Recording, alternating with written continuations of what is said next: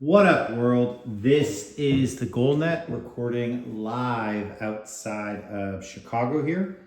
And today's video is going to compare the prior generation Bauer Supreme Mach featured in black with the current generation Bauer Supreme Shadow. Got to imagine this mismatched glove layout blocker black yellow combo is triggering a few people. Sorry, wanted to have some fun this evening. So if you're new to the channel, not aware, just looking at the graphics or anything, the black graphic is my own custom digiprint. Last go round was able to do a custom graphic. This go round wasn't given that opportunity and went stock. So the black is the old stuff, the yellow is the new stuff. And if you're looking for Mach, it will not have the digiprint. This is my own custom design, which B. Gillis on Instagram was nice enough to bring to life and get me a file that we could print with Bauer. So the stock Mach is a great graphic. It's just going to be a different looking graphic.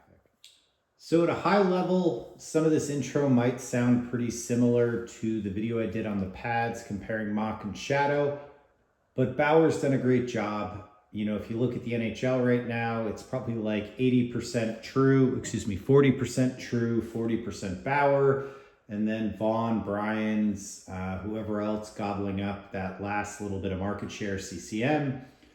And it's sort of like if you want something classic, you go with True.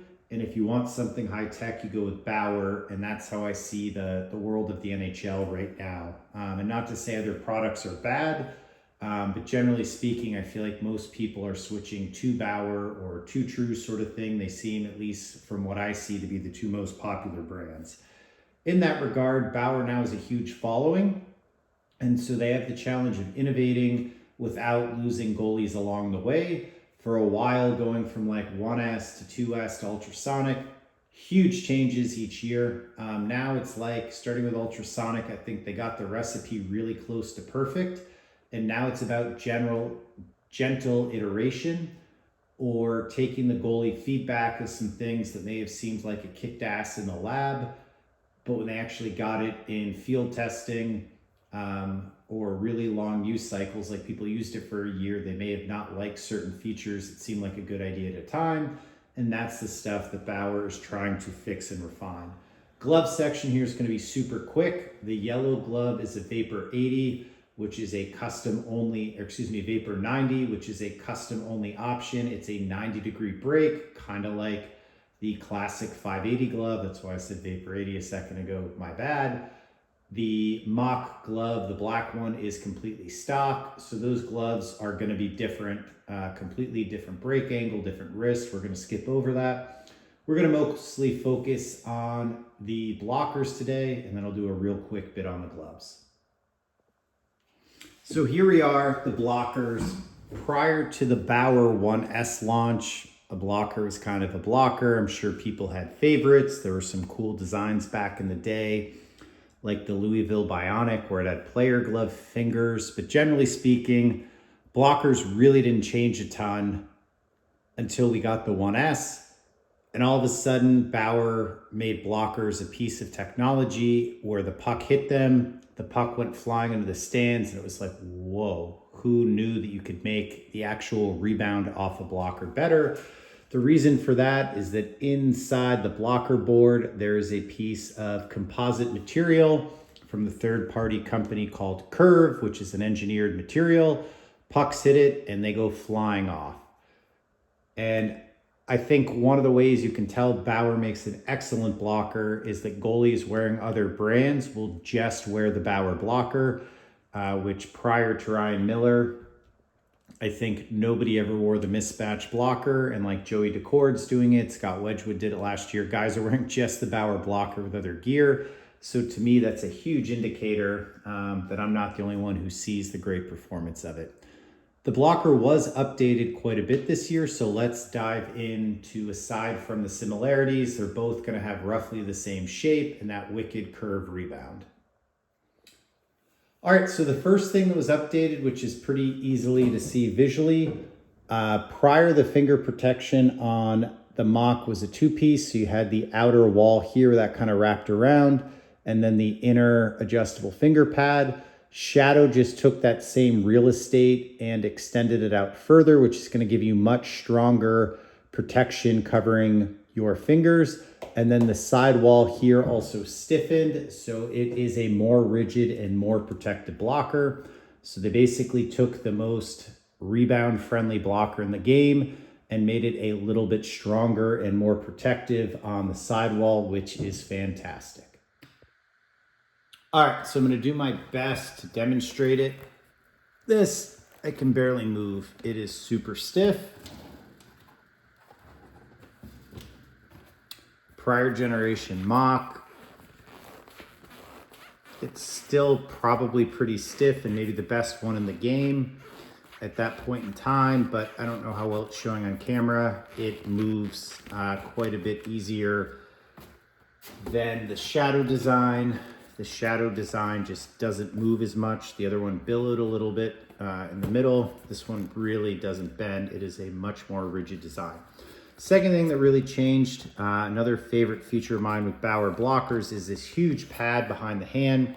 Makes them comfortable to wear, and I find it really increases the range of motion because it creates an offset between the back of your hand and the back of the blocker board, so the blocker is kind of floating off your wrist. Some other companies have gotten in on it, but Bauer started this trend. Gosh, that was even back on like maybe a Total One or one of the blockers before we even got to 1S. So this has been a great design. And Bauer has the really unique range of motion cuff where they get rid of the unneeded material up there, which every other blocker in the world is a cuff. So love this design, no chest protector interference. Never had any issues getting pucks there. We're goalies, we know pucks get everywhere. Somebody probably has a story where they got a puck here because it didn't have the pad. I personally haven't had that and love it. But what Bauer changed is it's got this new gray Nash material, which is a bit grippier than the cream Nash it replaces, and it wraps around. And I don't know if this was by design or how I might adjust it, but I think the cuff also probably comes up maybe a 1/4 of an inch higher. It just feels like it sits a little higher on my wrist, and you can see the new gray Nash has been branded the Dura Connect Palm. The older one here is the cream Nash. It's a much more traditional feel. The gray one's a little bit grippier. If we look inside, same design with the range of motion. This was new on Mach, but this one, at least to me, seems like it sits just a little bit lower, but still exceptional range of motion. And good palm as well, you know, traditional palm, and then a little bit of padding back there, and you can see good range of motion. And then this pad here is also a bit beefed up and reinforced compared to the Mach. That is part of all the changes in here to make it stronger. And this Dura Connect Palm, not as used, so not as fair, but does feel quite a bit smoother to the touch. And then one other change, they have this thumb pillow, which is optional. I'm a big fan of it. The thumb pillow is actually thinned out a bit here on the Shadow compared to the previous Mach design. You can see how much thicker that is. And both of them have the elastic on either side of the index finger. Other thing is the blocker was changed up a little bit with the materials inside, and it is a lighter blocker, and you definitely notice that putting it on, and haven't experienced any compromise in terms of reduced rebounds or anything like that. All right, now on to the gloves. I mentioned earlier, this is a Vapor 90. This is a stock Supreme Break, so can't really show you what changed between Mach and Shadow because I didn't get the Shadow glove. Real quick though, either of these gloves stock in a store will have a double T pocket. I opt for a single. They will have a nylon lace. I opt for a skate lace. So all that the break angle means is it's just sort of the shape of the glove and how it closes in your hand, like this, very extreme like that. And then there's so many variations in the middle. One of the things for me that's frustrating is when we compare gloves, yes, they are designed the same way. I think the Vapor 90 is a great glove. I find it feels quite a bit different though than a Koho 590 style glove, 580, excuse me. If you are a 580 user and you want to get into a Bauer glove, this will probably be the best glove for you. But if you've used a 580 for 10 years sort of thing, you're going to find this glove feels different, and it's not bad. It's different. It's like a Coke versus Pepsi thing. It's two different flavors of cola. Like, it is a 90-degree break, but it's going to feel different. Same way as this is designed to be sort of a palm closure break, so more like this, which to me is always reminiscent of like the Vaughn 5500. I could never ever wear that glove. This is one of those things on paper I shouldn't like, and I really, really like it. And quite frankly, if I just went with a stock Supreme glove, I would have been pretty happy. The only thing I struggle with in the Supreme break is I don't stick handle as well with it or shoot. Which was one of the reasons I wanted to try it. And I've been a 580 user for like 20 plus years.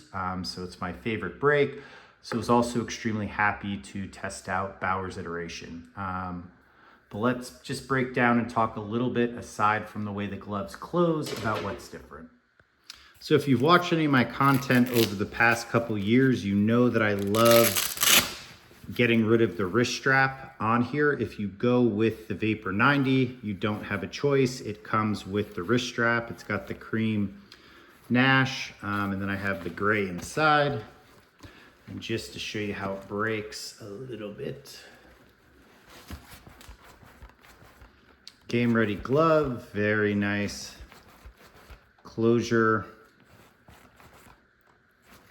out of the gate. Inside the glove you can't see, but it has the grippy print, so my fingers right here are rubbing up against grip like what's on the Bauer ultrason, or excuse me, what's on the Bauer Shadow knee. So it gives you that little extra grip inside the fingers. That debuted on the Mach glove as well, but that is on the Vapor 90, but the range of motion wrist strap is not. And you can open it up to see the rest of the glove there. And again, because we're not comparing two like gloves, it's a little bit harder. Now, what I was talking about in terms of the no wrist strap is if you open this up, you have what Bauer calls the range of motion strap. The wrist strap is missing there. So I love this. I wish you could order a Vapor 90 with no wrist strap so you can see my watch on. Really good visual. The wrist strap stops there. For my money, Warrior does it, CCM does it. I think the Bauer one does the best job of keeping my hand feel secure. As you can see, the closure on this glove isn't quite as perfect as the 580. I also haven't used this in months because I've been using the new gear. So things that sit on the shelf can tend to lose some of their shape. But I mean, the closure's fine in terms of the way it breaks. Just getting it sealed isn't showing up great on the camera coming fresh off the shelf for a couple months. Both of these gloves is an option when you order custom. I get extra pour on in the fingers, so it's a game ready break with a little bit of extra protection down there. I think that's a great option. I talked about how much I love the True Glove, which is the game ready with the double padding. It's the same sort of concept. You get the game ready flex there, but a little bit extra padding to help with stingers. And just to hammer the wrist strap point home, you see when I wear this one, my watch is covered up. And when I actually wear this, because I got so used to the range of motion strap, I don't even tie this. It's super loose. I tighten that strap and I go and I play. So I'd be happy if Bauer would let me get a range of motion strap on the Vapor 590. Hopefully that, or excuse me, Vapor 90 580 style break. Hopefully that is an option in the future. As you can see, fantastic seal and closure on this glove. All right, so thanks for tuning in. Hopefully you made it to the end of the video. As I mentioned, a little bit shorter than most because there isn't a ton to talk about, as the gloves are different model gloves, just both skinned with the Supreme, but the blocker, took probably the best blocker in the game and improved it.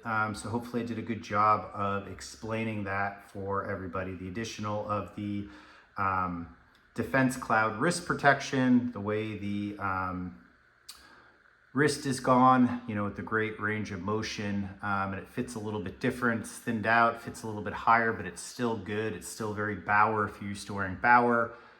You know, a lot of times when I order my gear, I don't get to see it. I just read about the product changes, and reading that they had changed the blocker internals in the cuff, I got a little bit nervous, and it's better. So kudos to Bauer for doing a great job there.